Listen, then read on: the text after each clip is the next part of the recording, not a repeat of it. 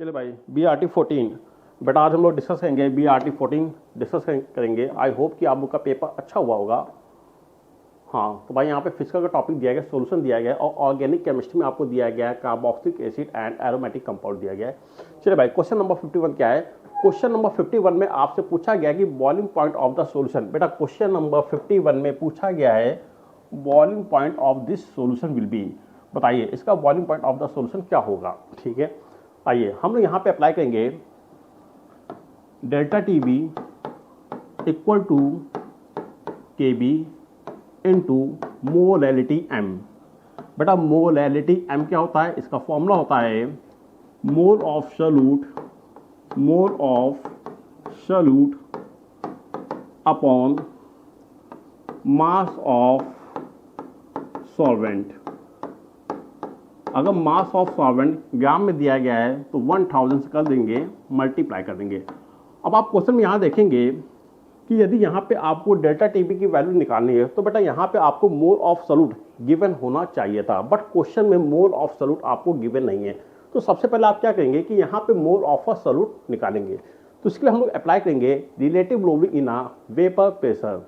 क्या फॉर्मूला हो जाएगा, पी नॉट माइनस का vapour pressure of a solution divided by P naught equal to small N upon capital N. बेटा यहाँ पे जो स्मॉल एन होता है ये डिनोट करता है मोल ऑफ सॉल्यूट और जो कैपिटल एन होगा ये डिनोट करेगा मोल ऑफ सॉल्वेंट।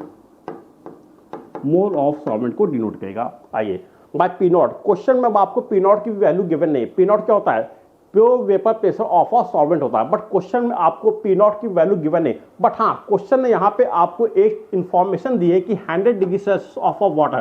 बेटा यहाँ पे क्वेश्चन में आपको वाटर का बॉइलिंग पॉइंट गिवन है, बॉइलिंग पॉइंट ऑफ वाटर। बेटा वाटर का जो बॉइलिंग पॉइंट होता है 100 डिग्री सेल्सियस होता है, और यदि वाटर का बॉइलिंग पॉइंट 100 डिग्री सेल्सियस है तो वाटर का जो एटमॉस्फेरिक प्रेशर हो जाएगा 760 mm ऑफ Hg होगा। 760 mm ऑफ Hg होगा। तो यहाँ से आपको पी नॉट की वैल्यू मिल जाएगी। तो आप इसको यहाँ पे सॉल्व करेंगे, पी नॉट के स्थान रखेंगे 760 mm ऑफ Hg माइनस का vapour pressure of a solution आपको गिवन है 732 mm divided by 760 equal to mole of solute आपको निकालना है, एन की वैल्यू आपको निकालनी है। अब देखिए बेटा हमें यहाँ पे क्या निकालना है, मोल ऑफ अ सॉल्वेंट। बेटा सॉल्वेंट क्या है, वाटर है, और वाटर का वेट आपको गिवन है। वाटर का वेट आपको दिया गया है 100 ग्राम ऑफ वाटर आपको गिवन है। यदि वाटर के वेट में आप वाटर के मॉलिक्यूलर वेट से डिवाइड कर देंगे तो वाटर का मोल आ जाएगा। तो बेटा डिवाइड करने के बाद यहाँ पे जो वाटर का मोल आया है 5.55 आएगा। ठीक है, तो यहाँ से आपके मोल ऑफ सॉल्यूट आ जाएगा 0.2। अब आपने यहाँ पे मोल ऑफ सॉल्यूट को निकाल लिया है। अब इस वैल्यू को उठा के वहां पुटअप करेंगे। So delta T B equal to K B की वैल्यू कितनी गिवन है 0.52 इंटू मोल ऑफ सॉल्यूट आ गया 0.2 आ गया। नीचे रखेंगे मास ऑफ सॉल्वेंट कितना है 100 ग्राम है इंटू 1000। सॉल्व कर लेंगे 10 टाइम्स जाएगा। तो बेटा यहाँ से आपका डेल्टा टी बी आ जाएगा, delta T B equal to 0.52 into 2। इसको सॉल्व करेंगे बेटा यहाँ पे अब आपका आ जाएगा 2 दूना 4 1.04।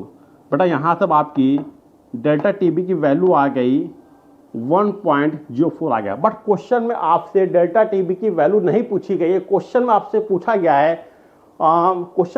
गया है boiling point of a solution पूछा गया है। बेटा क्वेश्चन में आपसे boiling point of a solution पूछा गया है तो लगाते हैं delta T B equal to, मैं यहाँ का दे रहा हूँ, delta T B equal to boiling point of solution minus का boiling point of a solvent.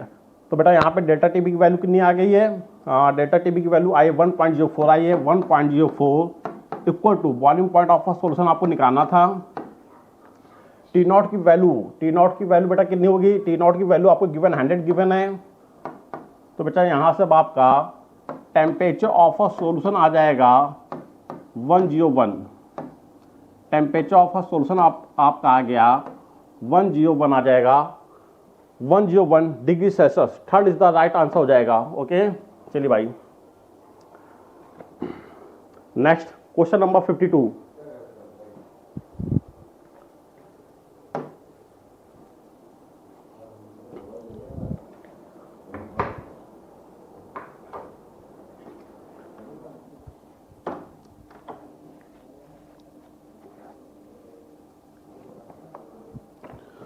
चलिए भाई क्वेश्चन नंबर 52 पे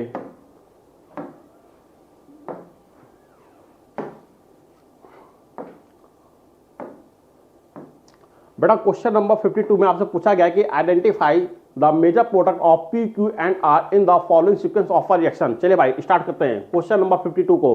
क्वेश्चन नंबर 52 में आपको दिया गया बेंजीन दिया गया और साथ में आपको दिया गया एनहाइड्रस लुईस एसिड दिया गया। जैसा कि आप लोग जानते हैं कि बेंजीन प्लस एनहाइड्रस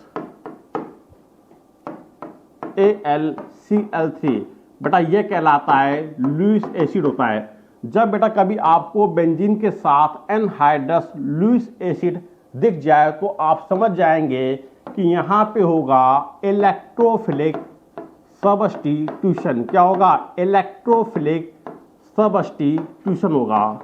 आइए मैकेनिज्म क्या होगी इसकी मैकेनिज्म? क्या भाई बेंजीन आपको गिवन है और साथ में आपको दिया गया है एसिड क्लोराइड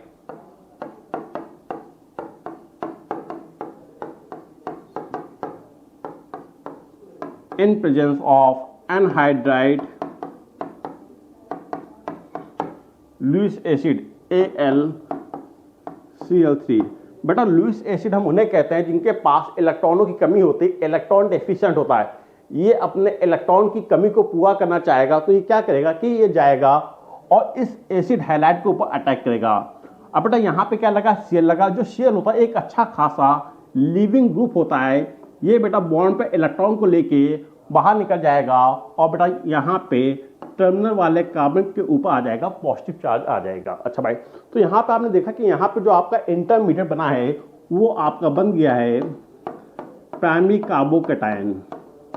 कैसा बना है? Primary carbocation. यदि इंटरमीडिएट कार्बोकैटायन है तो वहाँ पे आप देखेंगे कि क्या यहाँ पे किसी प्रकार का कोई रीअरेंजमेंट होगा? हाँ होगा। तो बेटा यहाँ पे हो जाएगा रीअरेंजमेंट 1,2 हाइड्राइड शिफ्टिंग हो जाएगी। और बेटा जब यहाँ पे 1,2 हाइड्राइड शिफ्टिंग हो जाएगी तो प्राइमरी कार्बोकैटायन से बन जाएगा सेकेंडरी कार्बोकैटायन। ये बेटा बन गया आपका सेकेंडरी कार्बोकैटायन का फॉर्मेशन हो गया। अच्छा भाई, अब देखो बेटा जो बेंजीन होती है इसके पास बहुत सारे पाई बॉन्डेड इलेक्ट्रॉन होते हैं। जब किसी स्पेसीज के पास बहुत सारे पाई बॉन्डेड इलेक्ट्रॉन होते हैं तो स्पेसीज होती है मोर रिएक्टिव होती है। अब यहाँ पे होगा क्या कि पाई बॉन्ड टूटेगा और किसी एक कार्बन पे शिफ्ट हो जाएगा। जिस कार्बन पे शिफ्ट होगा उस कार्बन पे आएगा नेगेटिव चार्ज, उसके जस्ट बगल वाले कार्बन पे आ जाएगा पॉजिटिव चार्ज। अच्छा भाई, अब यहाँ पे होगा क्या कि बेटा यहाँ पे जो इलेक्ट्रोफाइल जनरेट हुआ है, ये जो इलेक्ट्रोफाइल जनरेट हुआ है ये जाके नेगेटिव स्पेसीज के ऊपर अटैक करेगा और बेटा यहाँ पे आपका प्रोडक्ट बन जाएगा। बीच में कुछ इंटरमीडिएट बनेंगे बट यहाँ पे जो फाइनल आपका जो प्रोडक्ट बनेगा वो बनेगा ये।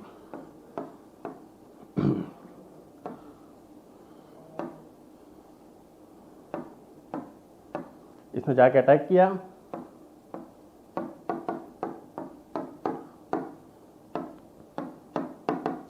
बेटा ये आपका बन गया आइसोप्रोपाइल बेंजीन।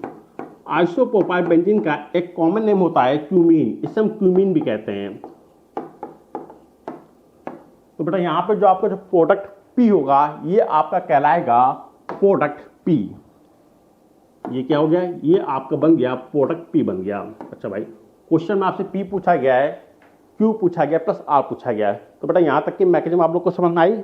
अब आगे बढ़ते हैं।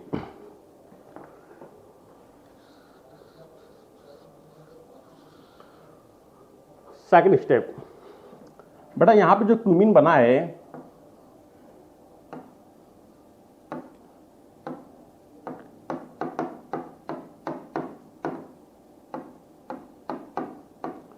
इसका करवा देंगे फर्स्ट स्टेप में ऑक्सीडेशन करवा रहे हैं।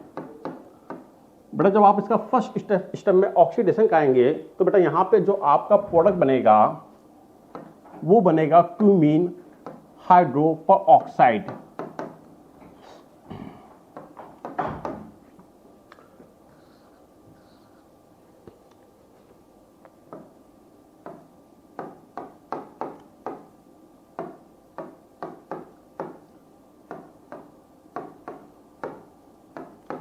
बेटा ये आपका बन गया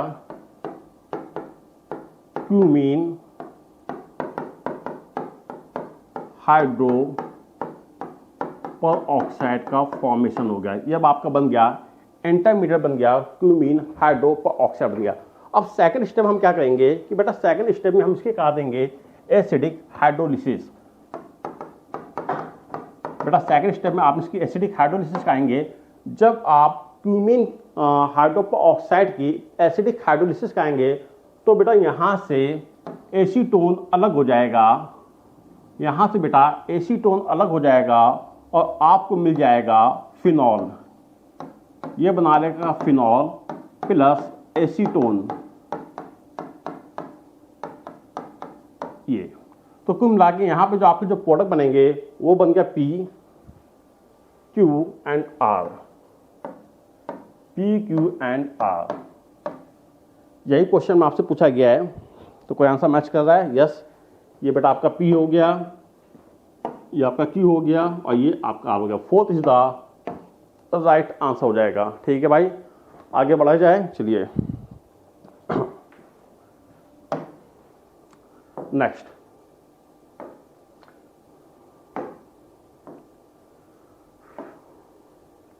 चलिए भाई, अगला क्वेश्चन क्या है कि 200 ml of an aqueous solution of a protein contain its 1.6 gram the osmotic pressure of this solution the molar mass of a protein। बेटा क्वेश्चन में आपसे molar mass of a protein पूछा गया with the help of a osmotic pressure. हम यहाँ पे osmotic pressure की help से प्रोटीन का मोलर मास निकालेंगे। जैसा कि आप लोग जानते हैं कि बेटा जो ऑस्मोटिक प्रेशर होता है, osmotic pressure is the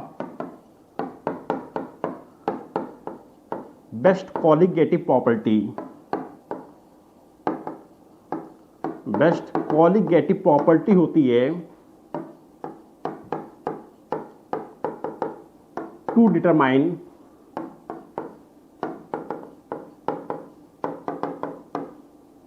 molecular weight. But हम लोग ऑस्मोटिक प्रेशर का मॉलिक्यूलर वेट को डिटरमाइन करने के लिए भी यूज करते हैं।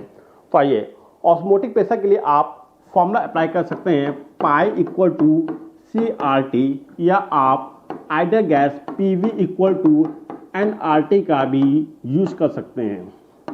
यस, ऑस्मोटिक प्रेशर के लिए आप इन दोनों में से किसी भी फॉर्मूले का यूज कर सकते हैं। चलिए, अब क्वेश्चन में क्या क्या गिवन है।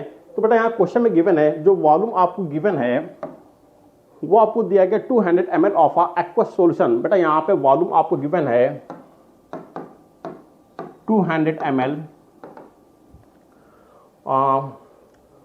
और mass of a protein, mass of solute आपको गिवन है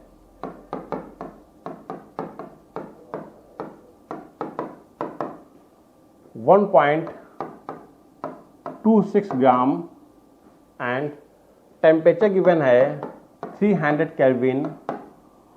और बेटा यहाँ पे आपको जो प्रेशर गिवन है, ऑस्मोटिक प्रेशर गिवन है 2.57 इंटू 10 की पावर -3। आइए, तो बेटा हम लोग अप्लाई करेंगे PV इक्वल टू nRT के अप्लाई करेंगे। आइए, सो PV इक्वल टू nRT। बेटा प्रेशर कितना गिवन है 2.57 इंटू 10 की पावर -3 वॉल्यूम आपको ml में गिवन है, तो उसको बेटा कन्वर्ट कर लेंगे लीटर में। 200 को 1000 से डिवाइड करेंगे मोल। वेट आपको गिवन है कितना, वेट आपको गिवन 1.26 मौलिक का वेट आपको निकालना है इनटू बेटा आर की वैल्यू नीचे मैं कर दे रहा हूँ, आर की वैल्यू हो जाएगी 0.0821 और टेम्परेचर आपको गिवन है केल्विन में 300 केल्विन। कुछ नहीं करना है क्वेश्चन में, सिंपली बेटा आपको बस इस क्वेश्चन को सॉल्व करना है और बेटा यहाँ से आपका मौलिक का वेट निकल आएगा। क्वेश्चन में आपको मल्टीप्लाई करना है, डिवाइड करना है और आपका आंसर आपके सामने होगा। तो बेटा इसका जो अप्रॉक्स आंसर आएगा करीब आएगा 61,038 ग्राम मोल इनवर्स आएगा। ठीक है, चलिए भाई आगे बढ़ते हैं क्वेश्चन नंबर 54 पे।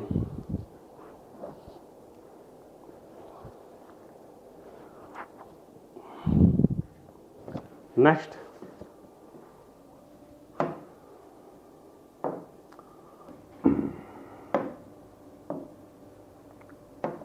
क्या है, the vapour pressure of a benzene at a certain temperature is 640 mm of Hg are non volatile and non electrolyte solid. Weight आपको दिया गया है and the vapour pressure of the solution is 600 mm of Hg। और question बेटा आपसे मौलिक wait of a substance पूछा गया है। क्वेश्चन में आपसे मौलिक वेट ऑफ अ सॉलिड पूछा गया है। आइए क्वेश्चन क्या कह रहा है, क्वेश्चन कह रहा है कि हमारे पास कोई एक सॉल्यूशन है, ये बेटा एक मिक्सचर है जो कि दो कंपोनेंट से मिलकर बनाए, volatile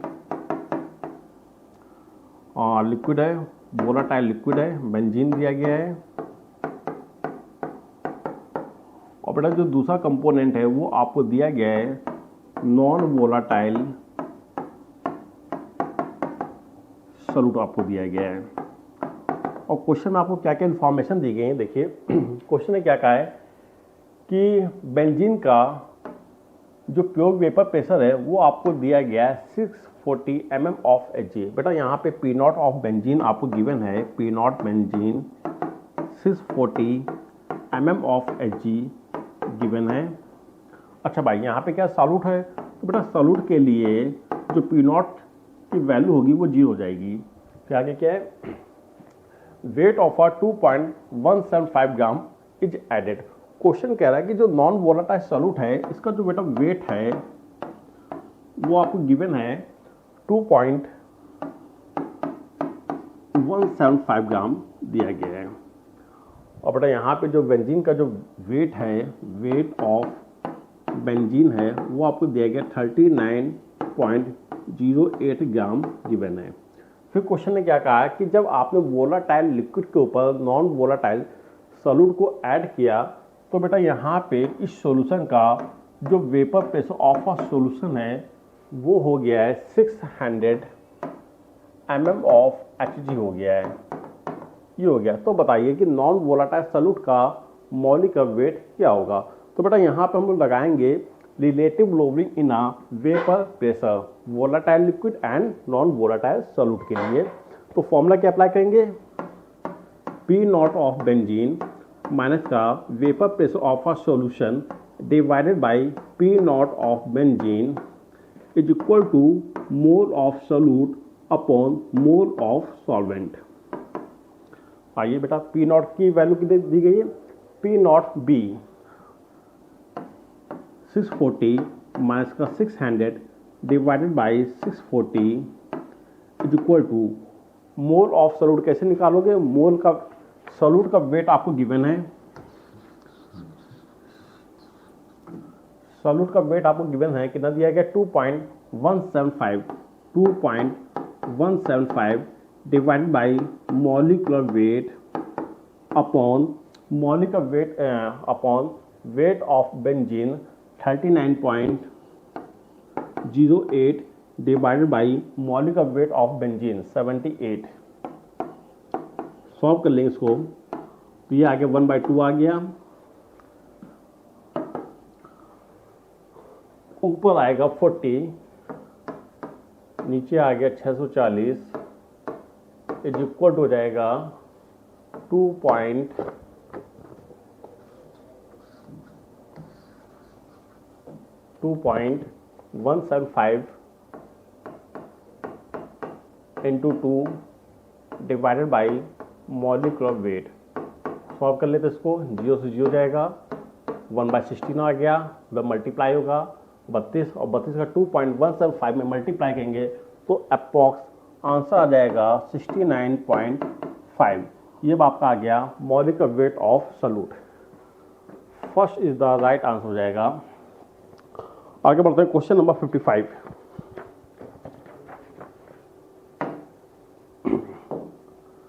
The mixture which shows positive deviation from Raoult law। बेटा जो सॉल्यूशन होते हैं ये दो प्रकार के होते हैं। जो सॉल्यूशन होता है ये दो प्रकार के होते हैं, एक होता है आइडियल सॉल्यूशन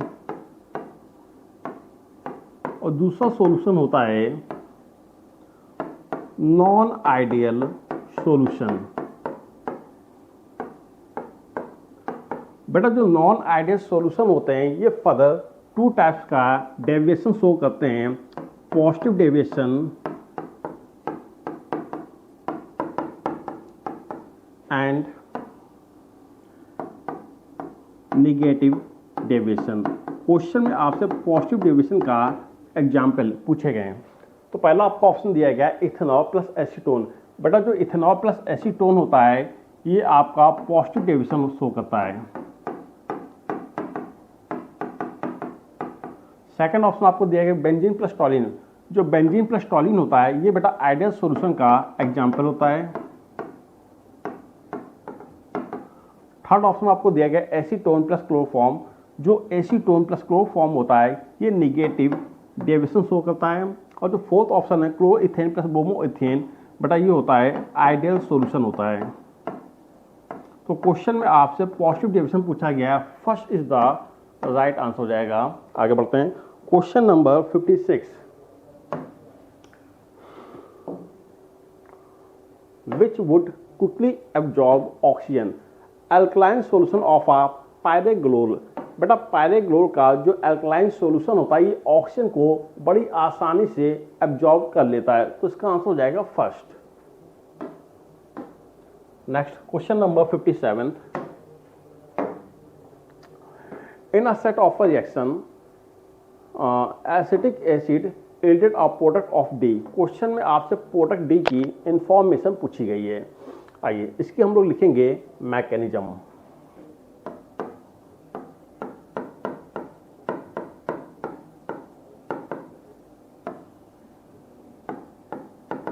क्या भाई, यहाँ पे आपको दिया गया acetic acid CH3 COOH plus SOCl2 thionyl chloride.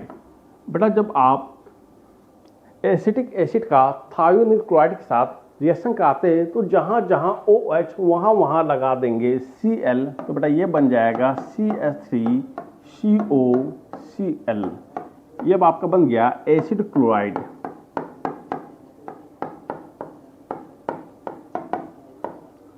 यह आपका हो गया इंटरमीडिएट ए हो गया। अब यहाँ पे इन्होंने एसिड क्लोराइड को ट्रीट कराया है बेंजीन के साथ। ये आपकी स्टेप नंबर 1 हो गई। Step number 2 benzene,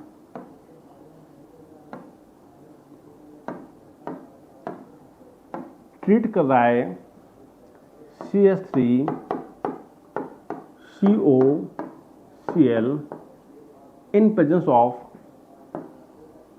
anhydride Lewis acid.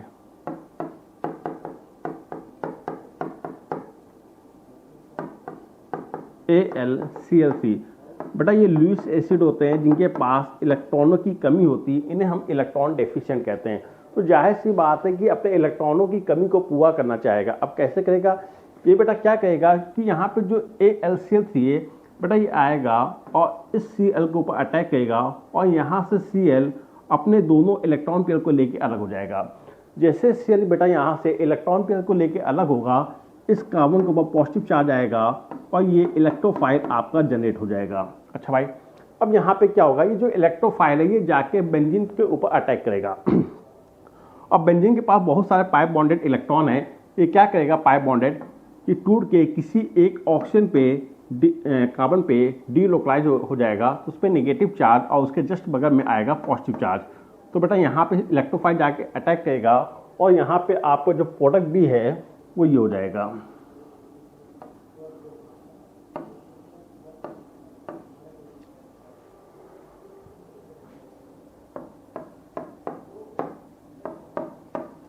बेटा ये आपका बन गया एसिटोफिनोन का फॉर्मेशन हो जाएगा, एसिटोफिनोन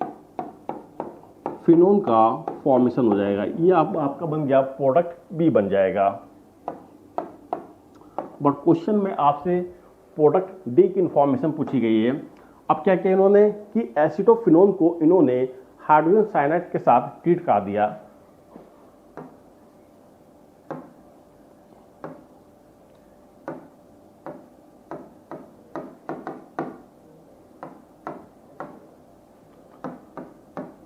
बेटा जब एसिटोफिनोन को हाइड्रोजन साइनाइड के साथ ट्रीट कराओगे तो यहाँ पे आपका जो प्रोडक्ट सी है वो ये बनेगा, ये पाई बॉन्ड टूट के ऑक्सीजन पे शिफ्ट हो जाएगा, तो इस पे आ जाएगा OH आ जाएगा, यहाँ पे मिथाइल ग्रुप लगेगा और बेटा से जुड़ जाएगा CN। ये आपका बन जाएगा हाइड्रोसाइनाइड बन जाएगा, जिस कार्बन से OH उसी कार्बन से लगा है CN। अच्छा भाई, अब इन्होंने क्या किया, इसको कहा दिया हाइड्रोलिसिस कहा दिए। जब आप इसकी हाइड्रोलिसिस कराएंगे तो बेटा यहाँ पे जो आपको जो प्रोडक्ट बन जाएगा वो बनेगा, मैं यहाँ बना दे रहा हूँ। हाइड्रोलिसिस कराने पे बेटा कार्बोक्सिल बना देगा, ये लग गया आपका OH लग गया, ये आपका CH3 लग गया और बेटा यहाँ पर हो जाएगा OOH बन जाएगा, COOH लग जाएगा। क्या हो जाएगा, COOH बन जाएगा। तो यहाँ पे आपको जो प्रोडक्ट डी बनेगा वो ये बन जाएगा, fourth is the right answer हो जाएगा। ठीक है, चलिए भाई आगे बढ़ते हैं।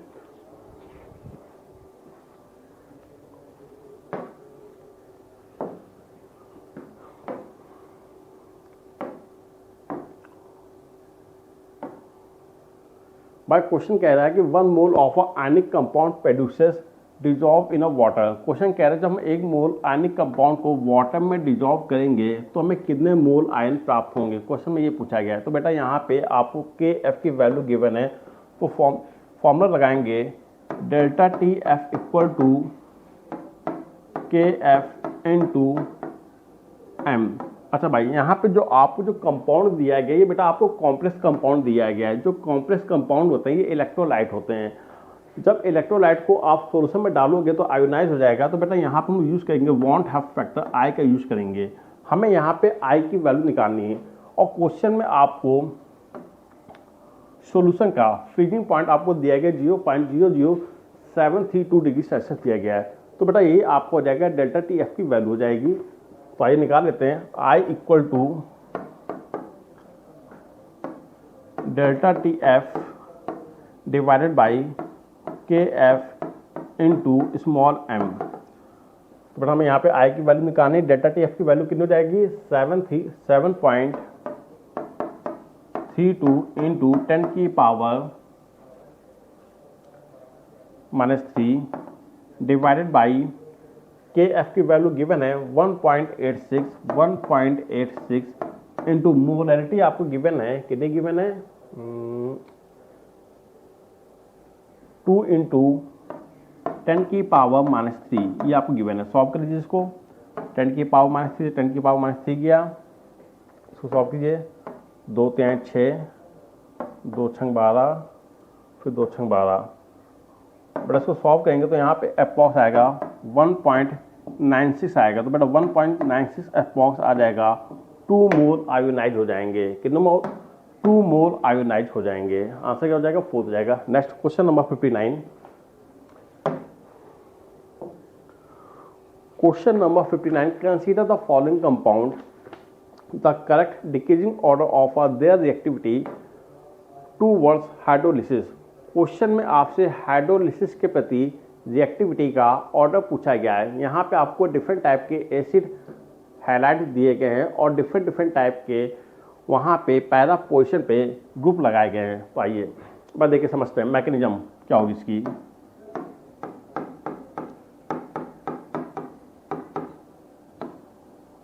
बेटा यहाँ पे हमने कोई ले लिया एसिड डेरिवेटिव हमने ले लिया, ये ले लिया। अब हमें इसकी करवानी हाइड्रोलिसिस करनी है ये। अच्छा भाई इसमें क्या होगा भाई, यहाँ पे देखो यहाँ पे क्या लगा है, Cl लगा है, ठीक है। अच्छा भाई Cl क्या होता है बेटा, एक अच्छा लिविंग ग्रुप होता है। यहाँ पे क्या होगा, ये बॉन्ड टूटेगा और बेटा यहाँ से Cl माइनस आयन बाहर निकल जाएगा, तो बेटा इस कार्बन के ऊपर आएगा पॉजिटिव चार्ज आएगा। अच्छा भाई अब वाटर में ऑक्सीजन पास होते हैं, लोन पेयर होते हैं, तो बेटा यहाँ पे होगा क्या कि ये यहाँ पे अब आप देखेंगे कि यहाँ पे आपका सेंटर इलेक्ट्रोफाइल जनरेट हो गया है। अब बेटा ये जो न्यूक्लियोफाइल है ये आके सेंटर इलेक्ट्रोफाइल पे जाके अटैक करेगा।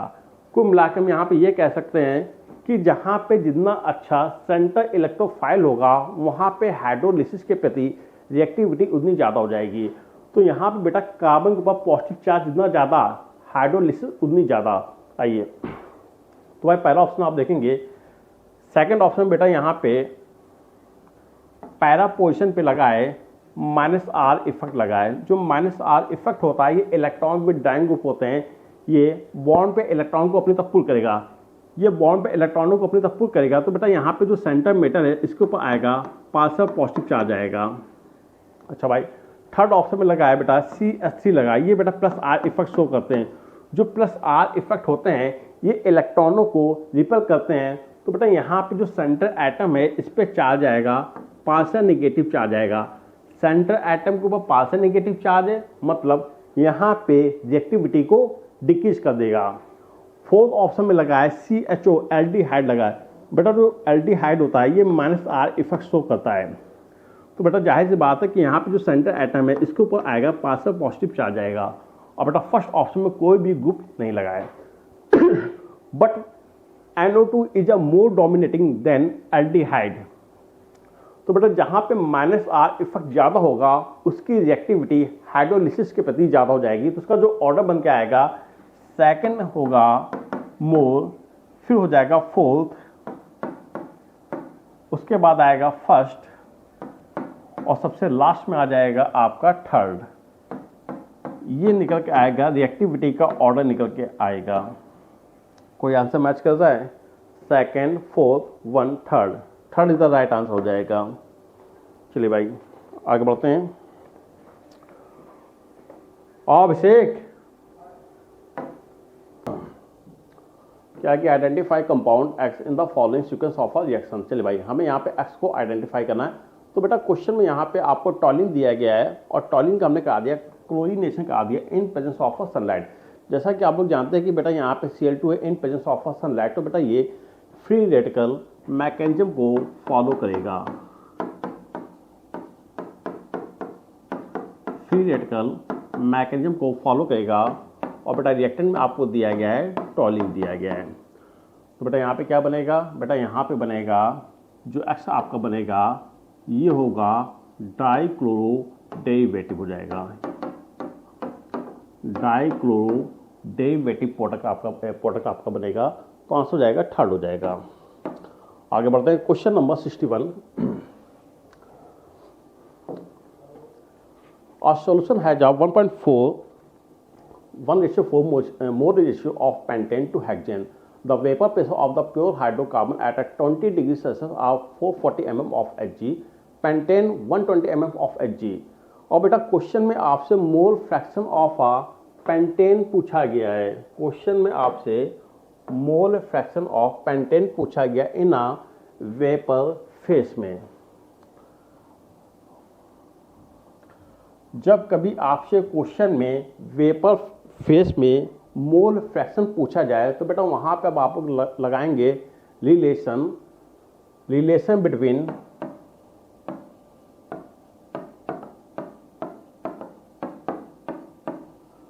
Mole fraction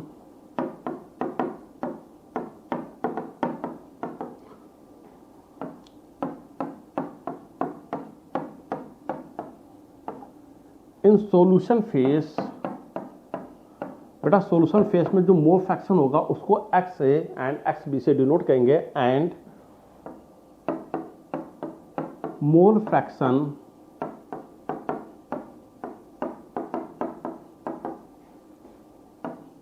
Ya and Yb in vapor phase.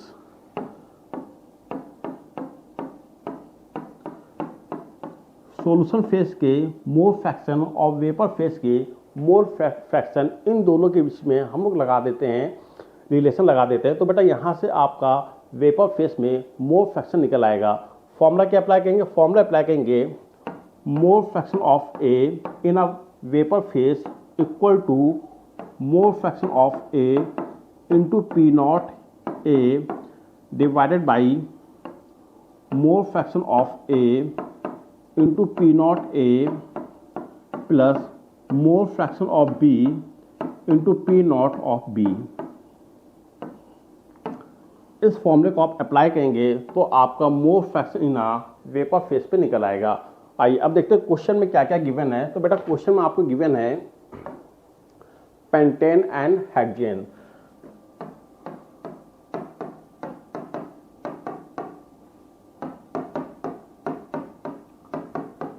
Pendant को हमने मान लिया ए मान लिया और हेक्सेन को हमने मान लिया बी मान लिया। बेटा यहाँ पे पेंटेंट के मोल मतलब ए के मोल आपको दिए गए हैं 1 मोल और बी के मोल आपको दिए गए हैं 4 मोल दिए गए हैं। अच्छा भाई, और क्या क्या दिया गया है? 440 mm of Hg for pentane. बेटा यहाँ पे पेंटेन का के लिए pure vapour pressure of A given है 440 mm ऑफ Hg और पी नॉट बी आपको गिवन है 120 mm ऑफ Hg, ये आपको गिवन है।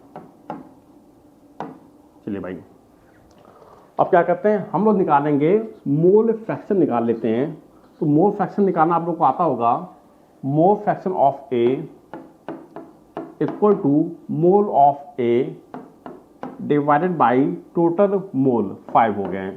मोल fraction of B equal to mole of B 4 divided by total mole 4/5 आ गया। अब बेटा यहाँ पे आपने मोल फ्रैक्शन निकाल लिया है। पी नॉट ए और पी नॉट बी की वैल्यू आपको गिवन है, उठा के यहाँ पुटअप कर देंगे तो अब आपका आंसर आ जाएगा।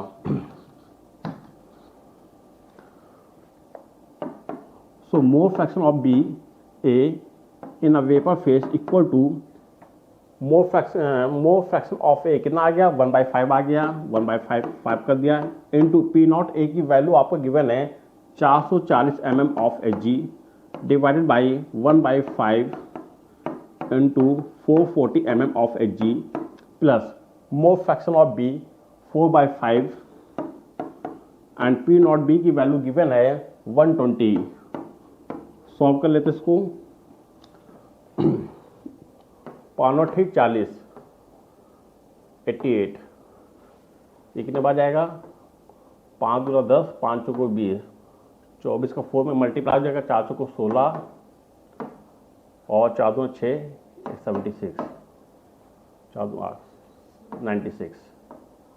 बेटा ऊपर सॉल्व कर लेंगे, कितने बार जाएगा? 88 बार। तो सॉल्व करने के बाद 88 डिवाइडेड बाई 88 प्लस 96, ये आपका आ जाएगा 176 आ जाएगा। सॉल्व कर लेंगे तो बेटा यहाँ पे आपको जो अप्रॉक्स आंसर आएगा वो आ जाएगा 0.47 के समथिंग आएगा। तो बेटा यहाँ पे y का जो मोल फ्रैक्शन है वो आपका आ जाएगा 0.47 मोल fraction of A in a vapour phase. चलिए भाई आगे बढ़ते हैं। क्वेश्चन नंबर 62,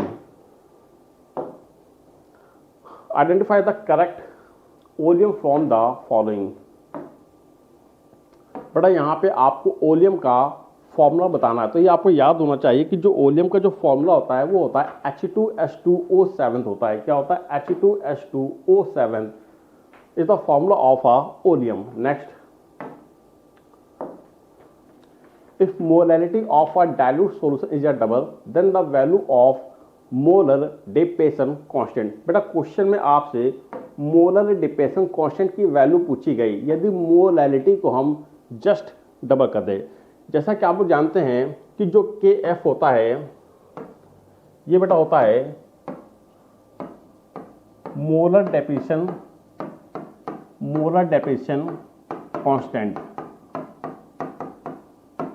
और बड़ा जो Kf होता है डिपेंड ऑन पर्टिकुलर सॉल्वेंट। ये बेटा पर्टिकुलर सॉल्वेंट के ऊपर डिपेंड करता है। सॉल्यूट की कंसंट्रेशन से कोई भी फर्क नहीं पड़ता है। सॉल्यूट की कंसंट्रेशन को आप चाहे डबल कर दो या हाफ कर दो, Kf पे कोई भी फर्क नहीं पड़ेगा, क्योंकि ये सिर्फ और सिर्फ सॉल्वेंट पे डिपेंड करता है। तो आंसर हो जाएगा unchanged. Next question number 64, the major product of the following reaction. आइए भाई, क्वेश्चन में आपसे मेजर प्रोडक्ट पूछा गया है। क्या क्या गिवन है?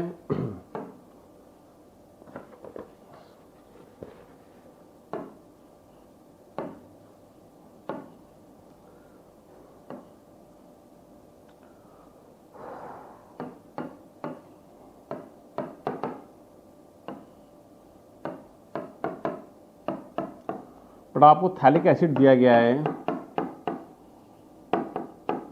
और थैलिक एसिड को अमोनिया की प्रेजेंटेशन में हीट किया गया है। थैलिक एसिड को अमोनिया की प्रेजेंटेशन में हीट किया जा रहा है। बेटा जब थैलिक एसिड को अमोनिया की प्रेजेंटेशन में हीट किया जाता है और आपसे क्वेश्चन में मेजर प्रोडक्ट पूछा जाता है, तो सिंपली आप यहाँ पे क्या करेंगे कि यहाँ पे अब आप 2 मोल ऑफ वाटर को रिमूव कर देंगे। यहाँ से बेटा 2 मोल ऑफ वाटर बाहर निकल जाएगा और आपका मेजर प्रोडक्ट आपके सामने होगा।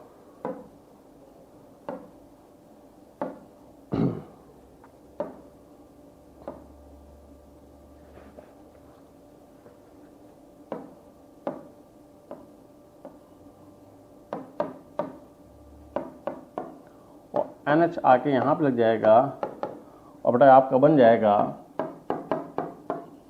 थैलीमाइड। आपका जो मेजर प्रोडक्ट बनेगा वो बन जाएगा थैलीमाइड बन जाएगा। Second is the right answer हो जाएगा। चलिए भाई आगे बढ़ते हैं। क्वेश्चन नंबर 65,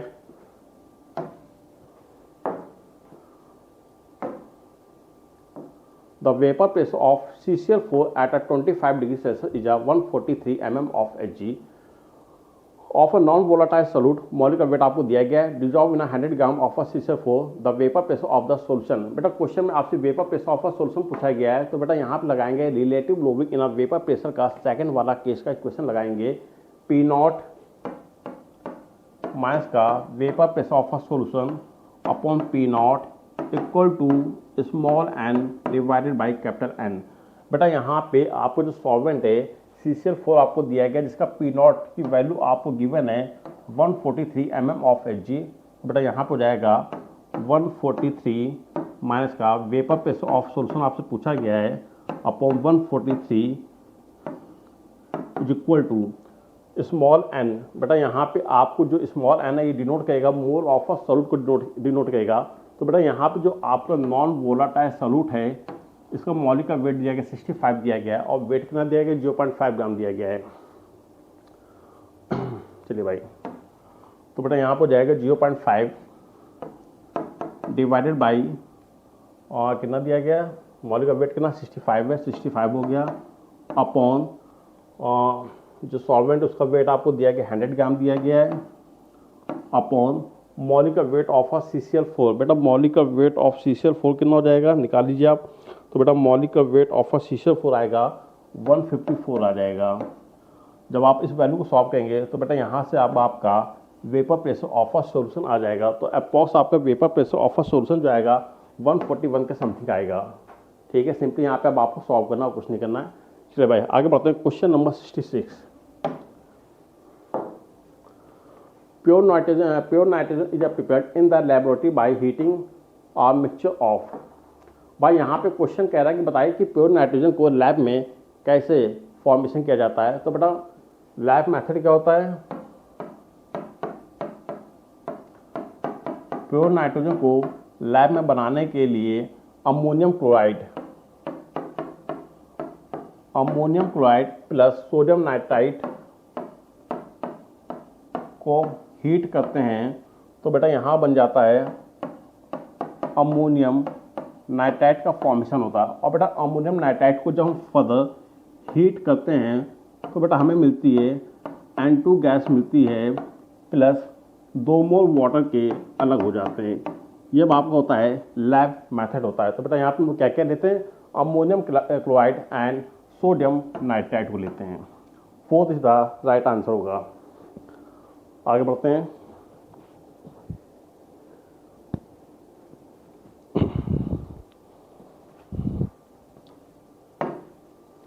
नेक्स्ट क्वेश्चन में क्या है कि an organic compound A on treatment with ammonia gas. Question कह रहा है कि हमारे पास ऑर्गेनिक कंपाउंड ए है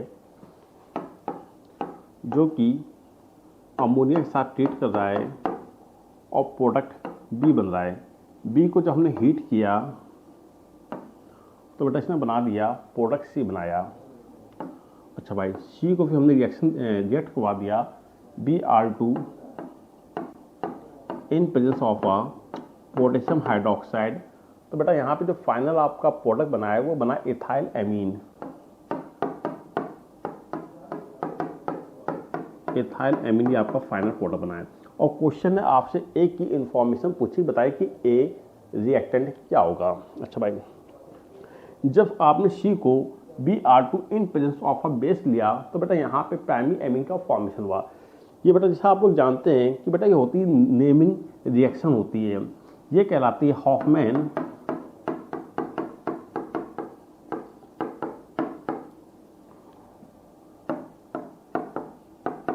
ब्रोमाइड रिएक्शन होती है। और बेटा जो हॉफमैन ब्रोमाइड रिएक्शन होती है बेटा, तो यहाँ पे जो सी होगा वो होता है एमाइड होता है। क्या होता है, एमाइड होता है CH3 CH2 CONH2। जाहिर सी बात है कि बेटा यहाँ पे जो सी होगा वो आपका प्रोपेनामाइड होगा। अच्छा भाई, अब यहाँ पे जब आपने बी को हीट किया जब सी बना तो बेटा यहाँ पे बी क्या होगा, तो बेटा यहाँ पे जो बी होगा आपका अंडरस्टूड है कि यहाँ पे जो बी होगा वो बेटा होगा अमोनियम कार्बोक्सिलिक एसिड होगा CH3 CH2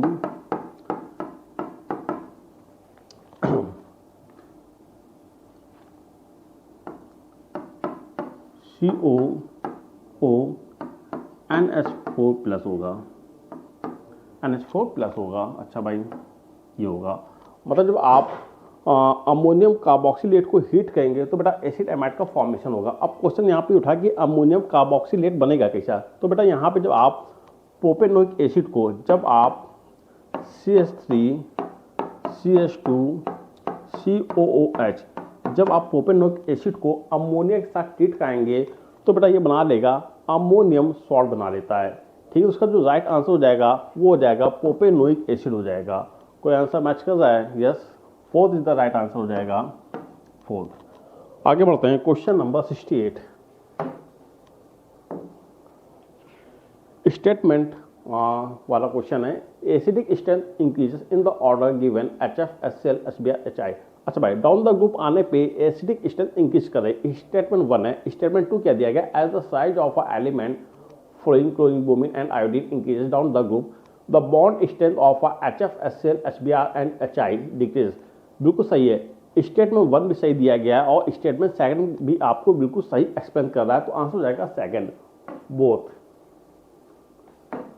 bye down the group आने पे एसिडिक स्ट्रेंथ कम हो जाती है। ऐसा क्यों होता है, क्योंकि डाउन द ग्रुप आने पे जो बॉन्ड स्ट्रेंथ है वो डिक्रीज कर जाती है। तो बेटा यहाँ पे स्टेटमेंट 1 एंड स्टेटमेंट 2 दोनों ही सही है।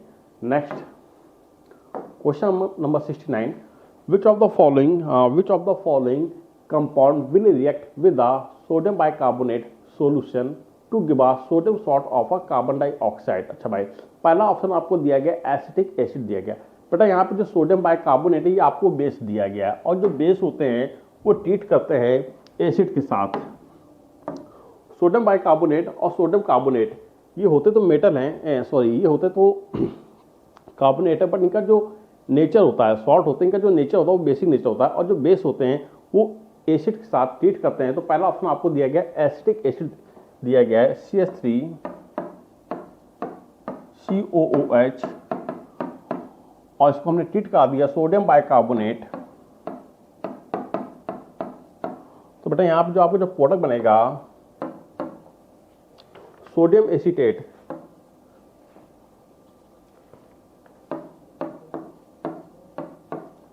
सोडियम एसीटेट का फॉर्मेशन होगा, सोडियम एसीटेट का फॉर्मेशन हो जाएगा, प्लस CO2 गैस बनेगी एंड वाटर रिलीज होगा। तो आंसर क्या हो जाएगा इसका? फर्स्ट आंसर होगा जहां पे कार्बन डाइऑक्साइड एंड सोडियम का सॉल्ट बन रहा है। कौन सा ऑप्शन हो जाएगा? First is the right answer हो जाएगा। Next question number 70, when chlorine is a pass over dry slacked lime at a room temperature the main reaction product is a। Question कह रहा है कि जब ड्राई स्लैग्ड लाइम के ऊपर से हम Cl2 गैस को पास करते हैं तो फाइनल प्रोडक्ट यहाँ पे क्या बनेगा? आइए बेटा, ड्राई स्लैग्ड लाइम, जो ड्राई स्लैग्ड लाइम होता है ये होगा आपका कैल्शियम हाइड्रोक्साइड होता है। कैल्शियम हाइड्रोक्साइड का केमिकल नेम होता है CaOH का होल ट्वाइस। बेटा इसमें से हमने Cl2 गैस को पास किया। जब आप इसमें Cl2 गैस को पास करेंगे तो बेटा यहाँ पे कैल्शियम हाइपोक्लोराइड का फॉर्मेशन होता है। CaOCl2 का फॉर्मेशन होता है, कैल्शियम हाइपोक्लोराइड का फॉर्मेशन होगा। कोई आंसर मैच कर रहा है? CaOCl2, yes, third is the right answer हो जाएगा। Next 71, the product form in the following chemical reaction. भाई क्वेश्चन का आगे बताइए यहाँ पे प्रोडक्ट क्या बनेगा। बेटा यहाँ पे आपको दिया गया sodium borohydride in presence of ethanol. Sodium borohydride जो होता है एक वीक रिड्यूसिंग एजेंट होता है। बेटा यहाँ पे जो sodium borohydride in presence of ethanol है ये एक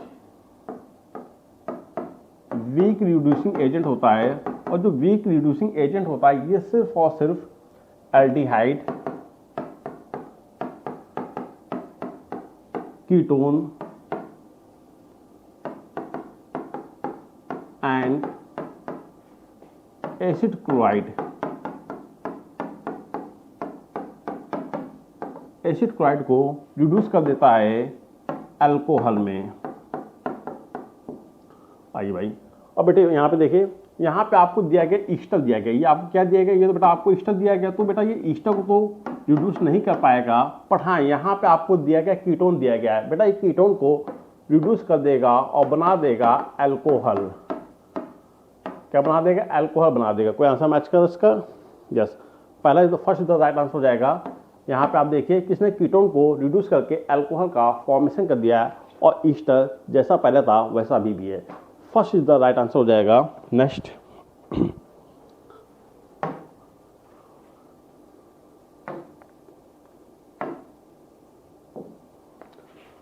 pure water can be obtain from sea water. बेटा समुद्री खारे पानी को पीने योग्य बनाने के लिए हम वहां पे करवाते हैं रिवर्स ऑस्मोसिस। क्या करवाते हैं? रिवर्स ऑस्मोसिस करवाते हैं। Third is the right answer हो जाएगा इसका। Next, which of the following oxide offer nitrogen in paramagnetic? which of the following oxide of nitrogen कौन सा ऑक्साइड जो पैरामैग्नेटिक नेचर को शो करता है?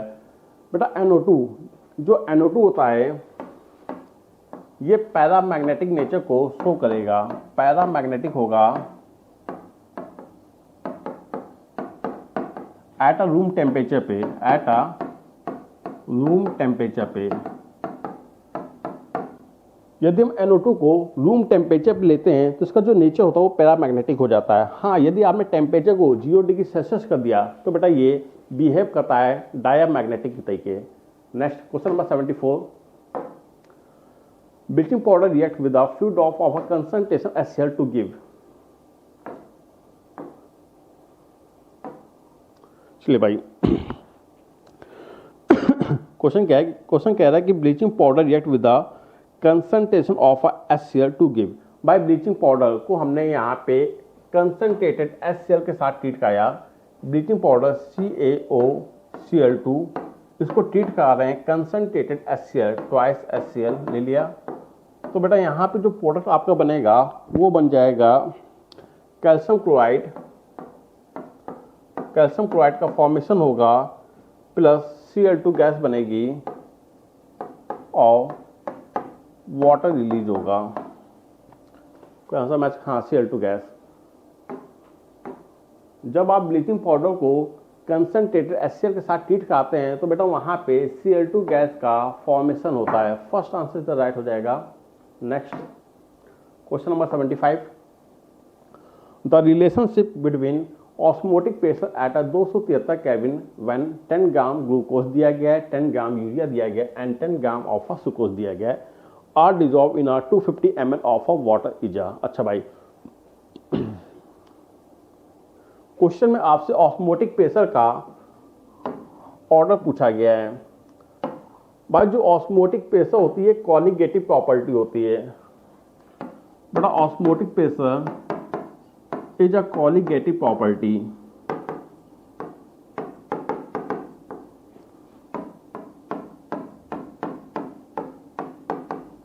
कॉलिगेटिव प्रॉपर्टी होती है। अब जो कॉलिगेटिव प्रॉपर्टी होती है वो depend upon number of moles and concentration पे डिपेंड करती है। तो यहाँ पे आपको क्या क्या इन्फॉर्मेशन दी गई? यहाँ पे आपको दिया गया 10 ग्राम ग्लूकोज दिया गया है, 10 ग्राम यूरिया दिया गया है और 10 ग्राम आपको सुक्रोज दिया गया है और इन्होंने ऑस्मोटिक प्रेशर का ऑर्डर पूछा है। तो आप इन तीनों के मोल निकाल लीजिए। तो mole of glucose is equal हो जाएगा वेट कितना दिया गया? 10 ग्राम दिया गया है, 10। और बेटा ग्लूकोज का मॉलिक्यूलर वेट होगा 180 होगा।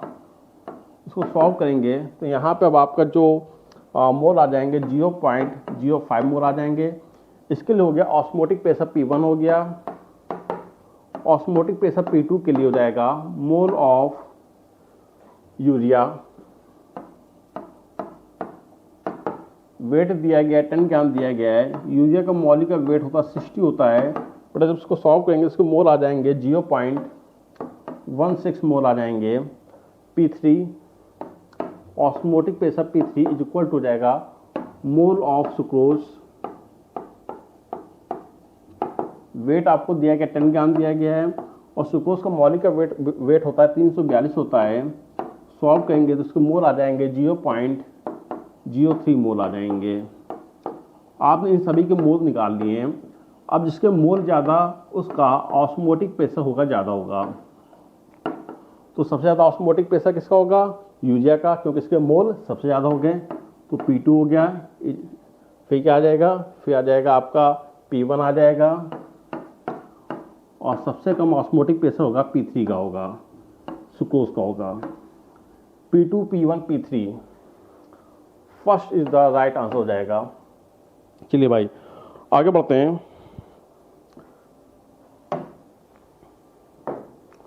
A compound upon reaction with the water produce a colorless gas with a rotten fish smell। Question कह रहा है कि हमारे पास कोई कंपाउंड X है जो कि वाटर के साथ रिएक्ट करने के बाद एक हमें गैस Y दे रहा है और जो Y गैस है ये Y गैस कलरलेस है एंड रोटेन फिश स्मेल है। बेटा यहाँ पे S को आपने वाटर के साथ ट्रीट कराया तो यहाँ पे आपको कलरलेस गैस मिल रही है। जो कलरलेस गैस होगी और जो रोटेन फिश स्मेल होगी ये फॉस्फिन गैस होती है। और जब हम कैल्शियम फॉस्फाइड को वाटर के साथ ट्रीट कराते हैं तो हमें colourless and rotten fish gas मिलती है। तो आंसर हो जाएगा कैल्शियम फॉस्फाइड। ये आपको याद होना चाहिए था। Next question number 77, the Van-Hoff factor I for a compound which undergoes dissociation in a one solvent and association in other solvent is a respectively। बेटा जो Van-Hoff फैक्टर होता है इसका हम लोग यूज करते हैं इलेक्ट्रोलाइट के लिए। Van-Hoff factor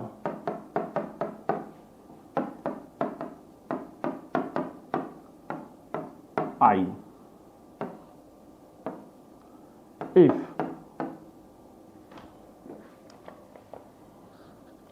if I is greater than 1, यदि I की वैल्यू 1 से ज़्यादा है तो बेटा यहाँ पे होगा यहाँ पे हो जाता है डिसोसिएशन होता है। तो यहाँ पे हो जाएगा डिसोसिएशन होगा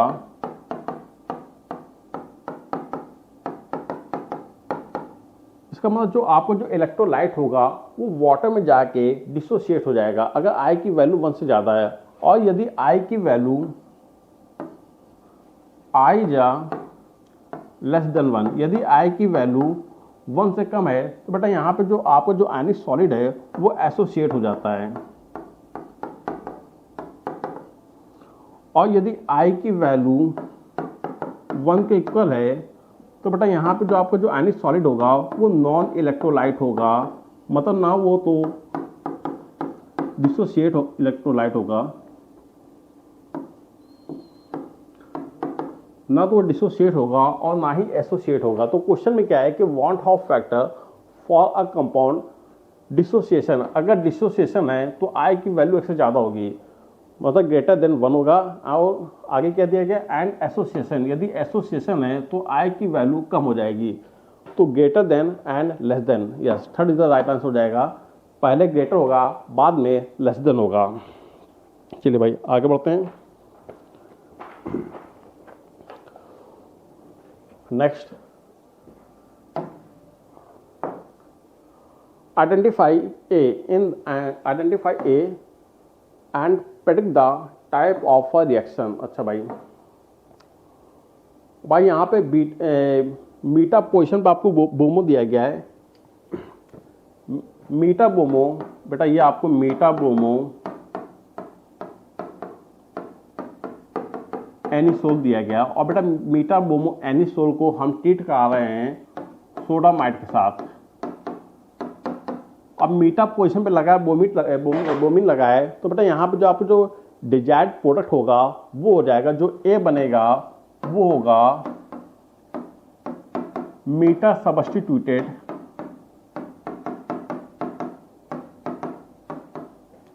एनिलीन। बेटा यहाँ पे जो प्रोडक्ट बनेगा मीटा सब्स्टिट्यूटेड एनिलीन बनेगा, ये आपको हो जाएगा प्रोडक्ट हो जाएगा।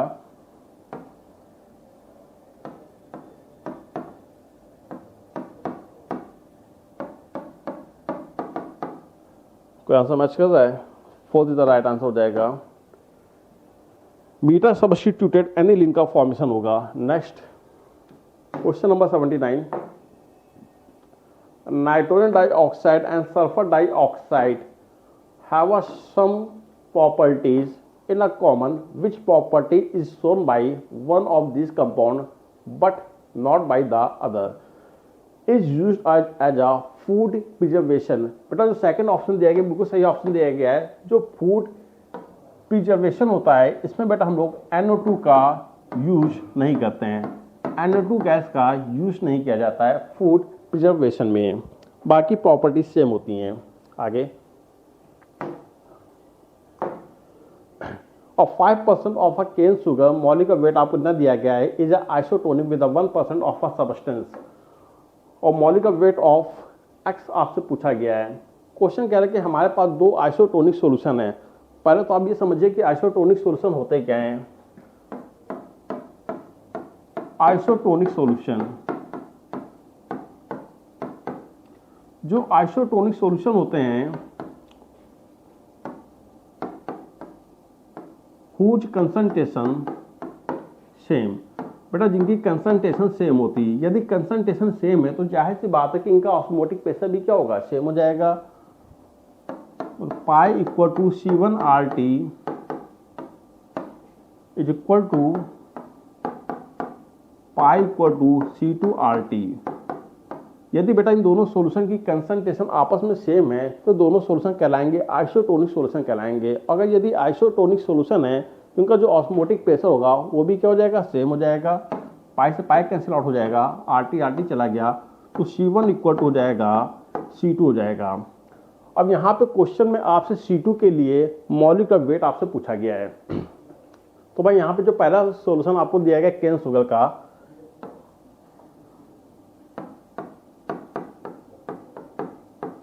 ये आपको दिया गया केन शुगर दिया गया है और दूसरा सॉल्यूशन आपको एक्स दिया गया है। अब क्वेश्चन में आपको क्या क्या इन्फॉर्मेशन दी गई है और 5% ऑफ अ सॉल्यूशन, क्वेश्चन में बेटा यहाँ पे परसेंटेज बाय वेट आपको दिया है, तो परसेंटेज बाय वेट का मतलब हो गया कि 5 gram weight of cane sugar 5 gram. अब बेटा इसका जो वॉल्यूम हो जाएगा, वॉल्यूम इक्वल हो जाएगा 100 ml हो जाएगा। ये आपको इन्फॉर्मेशन दी गई केन शुगर के लिए दी गई है। और सॉल्यूशन एक्स के लिए आपको इन्फॉर्मेशन दिया गया है कि weight of gram x and volume of x आपको दिया गया है 100 ml दिया गया है। और क्वेश्चन आपसे इसका मॉलिक्यूलर वेट पूछा है। बस लगा दीजिए फॉर्मूला यहाँ पे। तो बेटा यहाँ कंसंट्रेशन आपको दी गई, मॉलिक्यूलर वेट निकालना है। क्या लगाएंगे फॉर्मूला? मोल अपॉन वॉल्यूम इन ml में है, 1000 से मल्टीप्लाई कर देंगे। ये आप हो गया केन शुगर के लिए हो गया, is equal to mole upon volume into 1000। बेटा ये आपका सॉल्यूशन एक्स के लिए हो गया। आइए तो भाई केन शुगर की वेट कितना दिया गया? 5 दिया गया है, 5 हो गया। केन शुगर का मॉलिक्यूलर वेट होगा 342 होगा, 342 कर दिया। वॉल्यूम कितना 100 है और 1000 से कर दिया मल्टीप्लाई कर दिया, इज इक्वल टू इसका वेट आपको 1 ग्राम दिया गया है। मॉलिक्यूलर वेट आपको निकालना है। वॉल्यूम कितना 100 ml है, 1000 मल्टीप्लाई कर दिया, 10 टाइम्स ये जाएगा। सिंपली यहाँ पे बस अब आपको सॉल्व करना है, 10 टाइम्स ये जाएगा। तो बेटा यहाँ जब आपका मॉलिक्यूलर वेट आ जाएगा, मैं यहाँ कर दे रहा हूँ, मॉलिक्यूलर वेट इक्वल हो जाएगा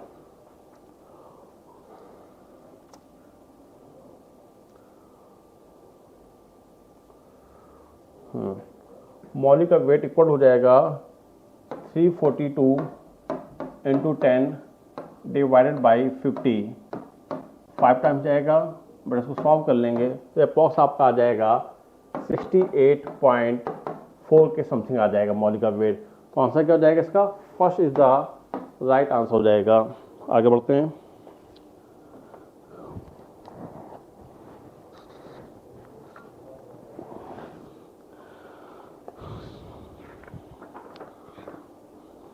नेक्स्ट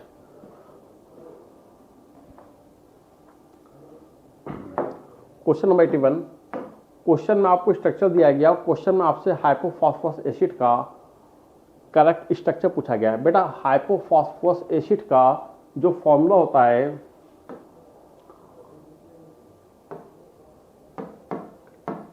H3PO2 होता है, H3PO2 होता है। और बेटा इसका जो वैलेंस फैक्टर होता है वो 1 होता है।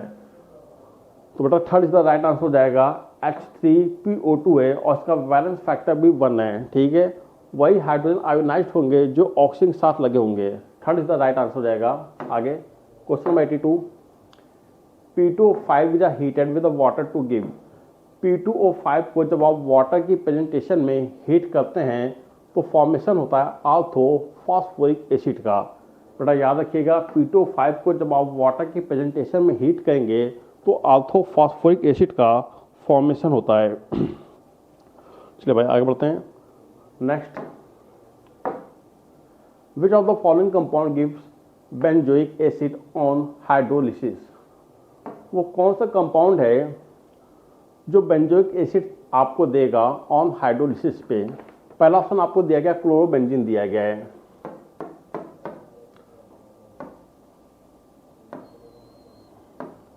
बेटा ये आपको क्लोरोबेंजीन दिया गया है। जब आप क्लोरोबेंजीन की हाइड्रोलिसिस कराएंगे तो क्या होगा? देखिए भाई यहाँ पे आपको दिया गया क्लोरोबेंजीन दिया गया है। जो Cl होता है बेटा इसके पास लोन पेयर होते हैं। अच्छा भाई ये जो लोन पेयर होते हैं बेटा ये लोन पेयर डीलोकलाइज कर जाएंगे तो यहाँ पे जो सिंगल बॉन्ड है ये सिंगल बॉन्ड से हो जाता है पार्शियल डबल बॉन्ड हो जाता है। जब बेटा यहाँ पे पार्शियल डबल बॉन्ड हो जाएगा तो यहाँ पे बॉन्ड की स्ट्रेंथ मैक्सिमम हो जाती है। अगर बॉन्ड की स्ट्रेंथ मैक्सिमम हो जाएगी तो बेटा ये रिएक्शन में पार्टिसिपेट नहीं कर पाएगा। तो पहला ऑप्शन तो आपका गलत हो गया। सेकंड ऑप्शन आपको दिया गया है बेंजोइल क्लोराइड।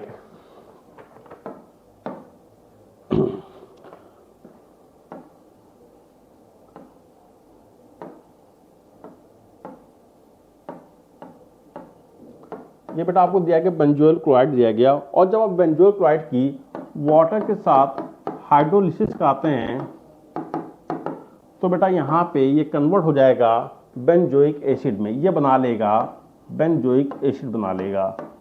तो second is the right answer हो जाएगा यस, बेंजोइक क्लोराइड का हाइड्रोलिसिस करने पे आपको बेंजोइक एसिड मिलेगा। Next question number 84, which of the following oxo acid of sulphur has a oxygen oxygen linkage. बेटा क्वेश्चन में पूछा गया कि बताइए वो कौन सा ऑक्सो एसिड होगा जहां पर ऑक्सीजन टू ऑक्सीजन लिंकेज आपको मिलेगी। तो बेटा इसका जो थर्ड ऑप्शन है इसका राइट आंसर हो जाएगा पर ऑक्सो डाइसल्फ्यूरिक एसिड। जो पर ऑक्सो डाइसल्फ्यूरिक एसिड होता है बेटा यहाँ पे ऑक्सीजन टू ऑक्सीजन पर ऑक्साइड लिंकेज होता है। इसका स्ट्रक्चर क्या हो जाएगा,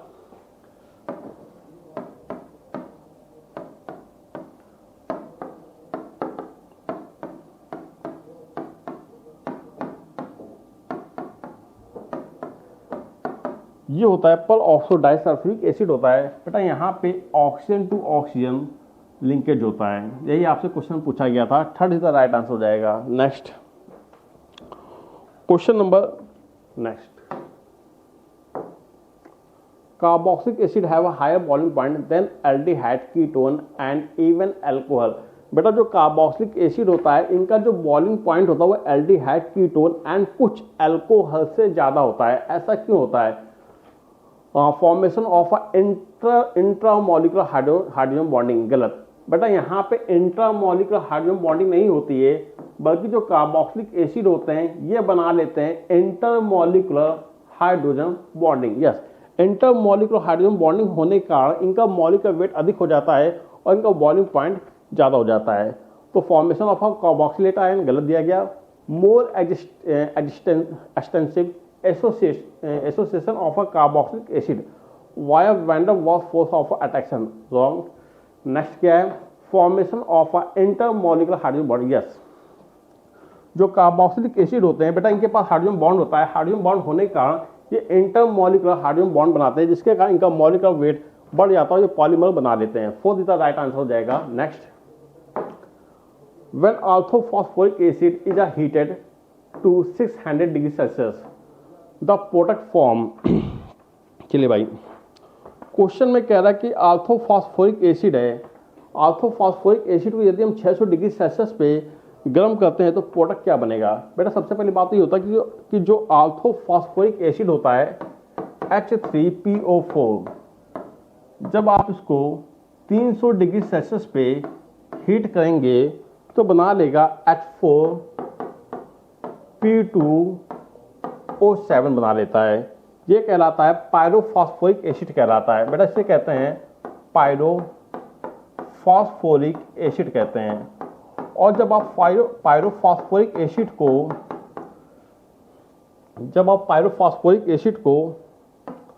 कहते हैं 600 डिग्री सेल्सियस पे हीट करते हैं तो बेटा बन जाता है HPO3 बनता है। ये बना लेता है HPO3 बना लेता है, मीटाफॉस्फोरस एसिड बना लेता है। क्या बना लेता है? मीटाफॉस्फोरिक एसिड बना लेता है। तो fourth is the right answer हो जाएगा। Next, which chloride derivative of a benzene among the following would undergo hydrolysis most readily with aqueous sodium hydroxide to furnish the corresponding hydroxyl derivative। Question कह रहा है कि बताइए इनमें से कौन सी बेंजीन डेरिवेटिव, क्लोरोबेंजीन डेरिवेटिव है जो बड़ी आसानी से हाइड्रोलिसिस कर सकती है। तो बेटा यहाँ पे आप देखेंगे कि जो आपका फर्स्ट ऑप्शन दिया गया है, फर्स्ट ऑप्शन में बेटा यहाँ पे आर्थो और पैरा पोजिशन पे आपको NO2 ग्रुप दिए गए। जो NO2 ग्रुप होते हैं ये इलेक्ट्रॉन विद ड्राइंग ग्रुप होते हैं। इनका बेटा -R इफेक्टिव मैक्सिमम होने के कारण ये बड़ी आसानी से हाइड्रोलिसिस कर सकता है। तो first is the right answer हो जाएगा। Next, it is possible to obtain oxygen from air by a fractional distillation because oxygen has a higher boiling point than nitrogen। बेटा जब हम एयर का लिक्विफिकेशन कराते हैं तो वहां पे हमें liquid nitrogen and liquid oxygen मिलती है। क्वेश्चन को आप समझिए क्या है कि जब आप एयर का लिक्विफिकेशन कराएंगे तो वहाँ पे आपको liquid nitrogen and liquid oxygen मिलती हैं। अब liquid nitrogen and liquid oxygen को अलग अलग करने के लिए हम इनका कराते हैं फ्रैक्शनल डिस्टिलेशन कराते हैं। अब होता है क्या है कि बेटा जो लिक्विड ऑक्सीजन होता है इसका बॉइलिंग पॉइंट नाइट्रोजन के बॉइलिंग पॉइंट से ज़्यादा होता है, तो फ्रैक्शनल डिस्टिलेशन के द्वारा हम इनको सेपरेट कर लेते हैं। Third is the right answer हो जाएगा। Next question number 89, which one of the following ester can not undergo Claisen self condensation. बेटा यहाँ पे सबसे पहले बात आप लोग ये समझेंगे, जो क्लीजन सेल्फ कंडेंसेशन होता है इसके जो मस्ट बी कंडीशन होती है कि alpha hydrogen must be present होना चाहिए। Alpha hydrogen must be present होना चाहिए। ठीक है, तो जो पहला ऑप्शन दिया गया है आपको,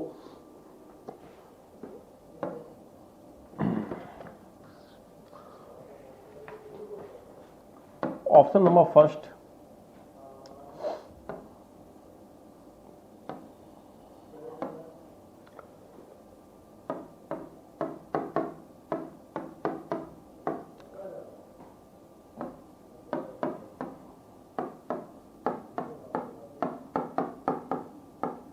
बेटा फर्स्ट ऑप्शन में आपने देखा कि यहाँ जहाँ पे आपका फंक्शनल ग्रुप लगा है उस फंक्शनल ग्रुप के जस्ट बगल वाला कार्बन कहलाता है अल्फा कार्बन, और अल्फा कार्बन से लगा हाइड्रोजन कहलाता है अल्फा हाइड्रोजन।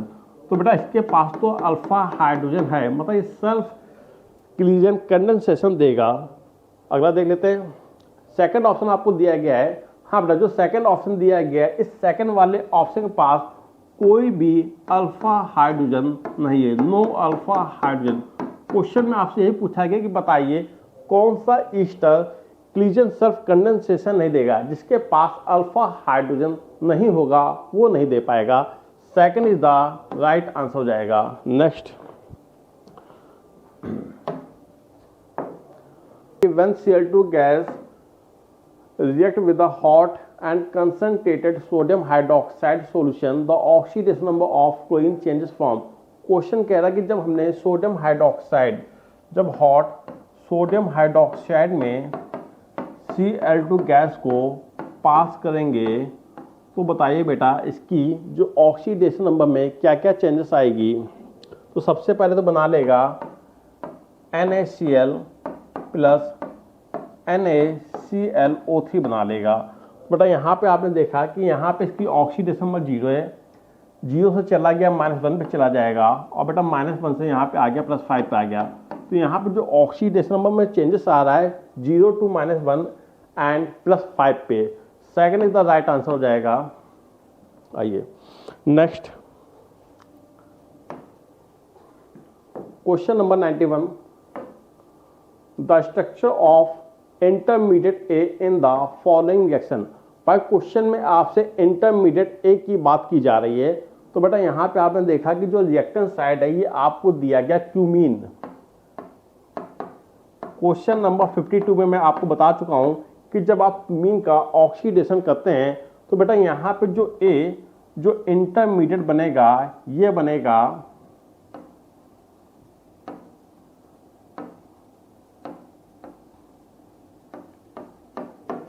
CH यहाँ लग गया, एक CH यहाँ पे लग जाएगा OOH। बेटा ये बना लेगा क्यूमीन हाइड्रो पर ऑक्साइड बनाएगा। क्वेश्चन नंबर 52 में मैंने आपको बताया था कि क्यूमीन हाइड्रो पर ऑक्साइड का फॉर्मेशन होता है जब आप क्यूमीन का ऑक्सीडेशन कराते हैं। Third is the right answer हो जाएगा, क्यूमीन हाइड्रो पर ऑक्साइड का फॉर्मेशन होगा। Next, question number 92, which of the following statement is not true for halogen, all form monobasic acid monobasic oxy acid. बिल्कुल सही बात है, जितने भी हैलोजन होते हैं ये सब के सब मोनोबेसिक ऑक्सी एसिड बनाते हैं। All are oxidising agent, yes ये दूसरों को ऑक्सीडाइज करते हैं और खुद का रिडक्शन करते हैं, बिल्कुल सही है।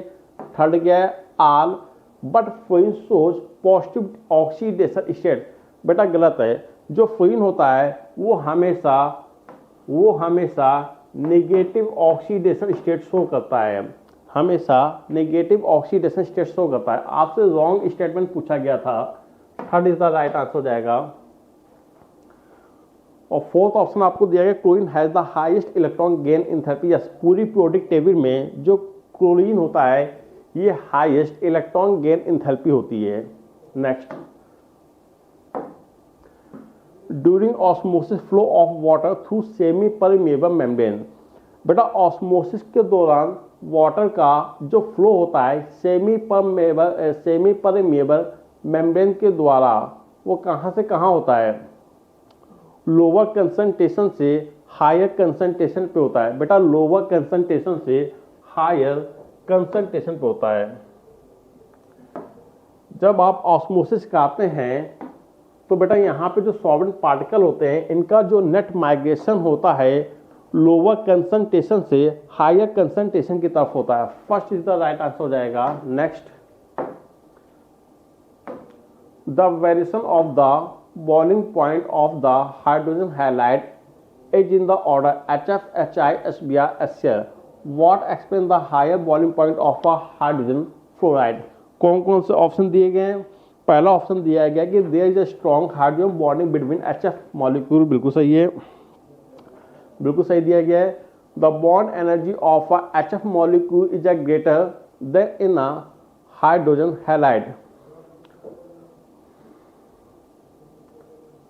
हाई बॉन्डिंग पॉइंट की बात चल रही है, there is a strong hydrogen bonding between. Yes बेटा यहाँ पे जो HF होता है इनके बीच में जो हाइड्रोजन बॉन्ड बनता है वो सबसे ज़्यादा स्ट्रॉन्ग हाइड्रोजन बॉन्डिंग होती है, जिसके कारण से इसका जो बॉइलिंग पॉइंट होता है वो मैक्सिमम हो जाता है। First is the right answer हो जाएगा।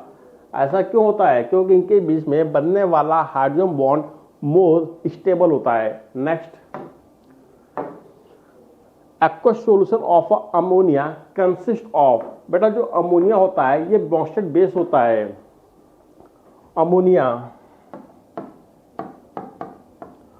अमोनिया में जो नाइट्रोजन होता है इसके पास लोन पेयर होते हैं, और बेटा जिनके पास लोन पेयर होते हैं वो बॉन्स्टेड बेस कहलाते हैं। जब ये वाटर के साथ हाइड्रोलिसिस करता है तो बेटा ये वाटर के अंदर से एक H+ आयन को खींच लेता है और बना लेता है NH4++ और वाटर में OH- आयन रह जाता है। तो बेटा यहाँ पे जो अमोनिया है ये कंसिस्ट करता है NH4++ OH- ion. Fourth is the right answer हो जाएगा। नेक्स्ट,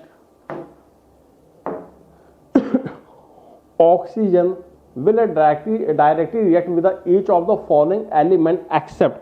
बेटा Cl, जो ऑक्सीजन होता है oxygen will directly react with each of the following element except। बेटा जो ऑक्सीजन होता है डायरेक्टली Cl के साथ ट्रीट नहीं करता है। Second is the right answer हो जाएगा। Next, question number 97।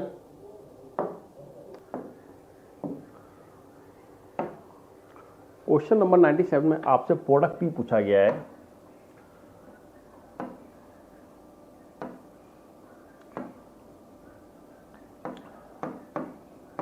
बेटा यहाँ पे आपको ग्रिग्नॉर्ड रीजन दिया गया है जिसको हम ट्रीट करा रहे हैं। फर्स्ट स्टेप में CO2 और सेकंड स्टेप में हम इसकी कराएंगे एसिडिक हाइड्रोलिसिस कराएंगे। तो बताइए फाइनल प्रोडक्ट पी क्या बनेगा? आइए भाई यहाँ पे देखिए आपको दिया गया है ग्रिग्नॉर्ड रीजन दिया गया है। जो ग्रिग्नॉर्ड रीजन होते हैं बेटा ये ऑर्गेनोमेटेलिक कंपाउंड होते हैं, ये ऑर्गेनोमेटेलिक कंपाउंड होते हैं and source of a nucleophile होते हैं। अच्छा भाई, source of a carbon ion होते हैं। तो बेटा यहाँ पे क्या होगा कि ये बॉन्ड टूटेगा, इस पे पार्शियल नेगेटिव चार्ज आएगा और बेटा यहाँ पे इस पर पार्शियल पॉजिटिव चार्ज आएगा। ठीक है, अब यहाँ पे जो बेटा फर्स्ट स्टेप में जो CO2 है ये, अब बेटा यहाँ पे कार्बन टू ऑक्सीजन बॉन्ड टूटेगा, ये पाई बॉन्ड टूट के इस ऑक्सीजन पे शिफ्ट होगा, इस पे नेगेटिव चार्ज आएगा, इसके जस्ट बगवाने पे पॉजिटिव चार्ज आएगा। अच्छा भाई, पॉजिटिव क्या चाहिए? नेगेटिव चाहिए होगा। ये बेटा पॉजिटिव चार्ज स्पेसिस होगी जो होगी ये जाके इस नेगेटिव चार्ज स्पेसिस पे जाके अटैक करेगी और बेटा यहाँ पे आपका जो इंटरमीडिएट बनेगा वो ये बन जाएगा।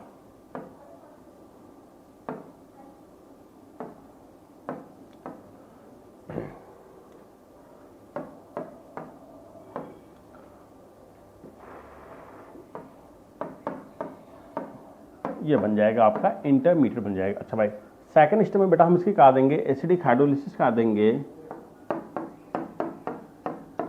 जब आप इस सेकंड स्टेप में एसिडिक हाइड्रोलिसिस खाएंगे तो बेटा यहाँ पे देखिए जो ऑक्सीजन है इसके पास लोन पेयर है। अब ये क्या करेगा, ये H+ आयन को खींच लेगा और बेटा यहाँ से आपका बन जाएगा बेंजोइक एसिड। ये अब आपको मिल जाएगा बेंजोइक एसिड प्लस